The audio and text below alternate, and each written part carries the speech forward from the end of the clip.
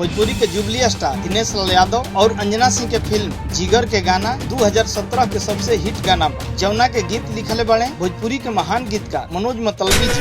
उठवा के ललिया कनवा के बलिया अखिया के रे काजरवा लहरे ला की ओर हमिया रानिया मजा लेता कारी रे बादरवा लहरे ला की ओर हमिया उठवा के ललिया कनवा के बलिया अखिया के रे काजरवा लहरे ला की ओर हमिया रानिया मजा लेता कारी रे बादरवा।